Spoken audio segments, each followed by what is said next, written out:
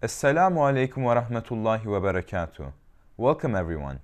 I'm Akif, and today we will be talking about Abu Bakr radiallahu an and a specific characteristic of his, eagerness in doing good.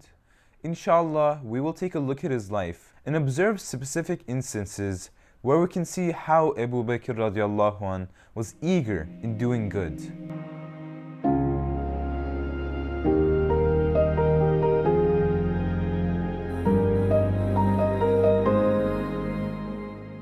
Let's remind ourselves of who he is. Abu Bakr radiallahu an was one of the four rightly guided caliphs and a close companion of the Prophet Muhammad, peace be upon him. He was born in Mecca in 573 Common Era to a rich family in the Banu Taym clan of the Quraysh tribe.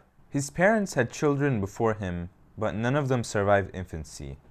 So when he was born, his mother took him to the Kaaba and dedicated him to the gods, naming him Abdul Kaaba. In his early years, he grew a fondness for camels and would often play with the baby camels. As it was tradition at the time to give people nicknames based on specific characteristics and fondnesses, he was quickly nicknamed Abu Bakr, the father of the baby camel. Abu Bakr radiallahu an had been searching for the truth his whole life. So when Prophet Muhammad, peace be upon him, approached him with Islam, he immediately accepted it on the spot and became the first man to accept Islam. During this time, Abu Bakr radiallahu an was one of the wealthiest people in Mecca. It is estimated that his wealth amassed 40,000 dinars. But by the time he immigrated to Medina, he only had 5,000 dinars left. So the question that arises is, what did he spend a majority of his wealth on? Well, Abu Bakr radiallahu an spent a majority of his wealth for the goodness of Islam. A way that he did this was through freeing Muslim slaves. At the time, Muslims were under persecution, and a way that Muslims sought protection was through relying on their tribes and relying on powerful individuals. However, Muslim slaves had neither. They did not belong to any powerful tribes, nor did they have the protection of any powerful individuals. Thus, their owners could do whatever they wanted to them, and they had the most severest punishments.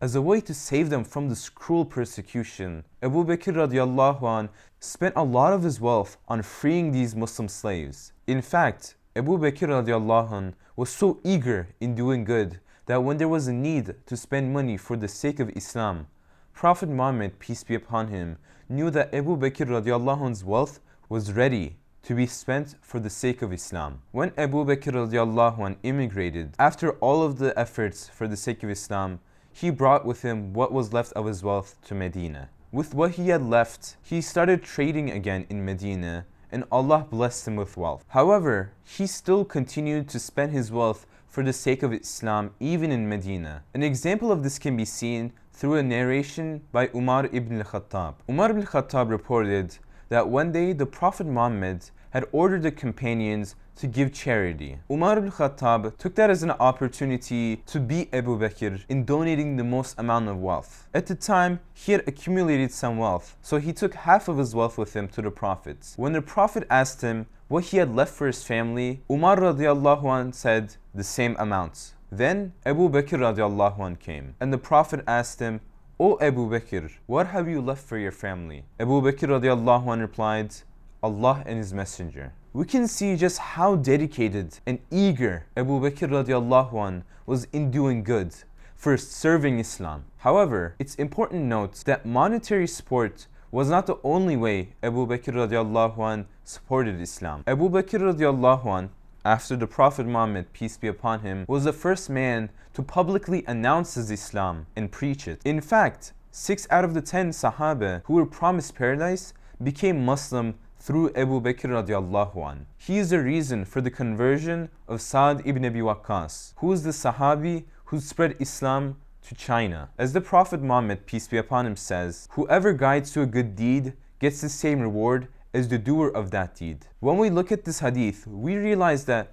Abu Bakr radiallahu an gets all the benefits and all the good deeds of Sa'd ibn Abi Waqqas for spreading Islam to China. In conclusion, when we look at the life of Abu Bakr radiallahu an, we see just how eager he was in doing good. The lesson we can take away from the life of Abu Bakr radiallahu anh is this. Just like him, we should be eager in doing good. Whenever we see an opportunity to do good, we should take that as a responsibility upon ourselves to complete it and see it to its end. I'm Akif, and this was Abu Bakr radiallahu anh and his eagerness to do good.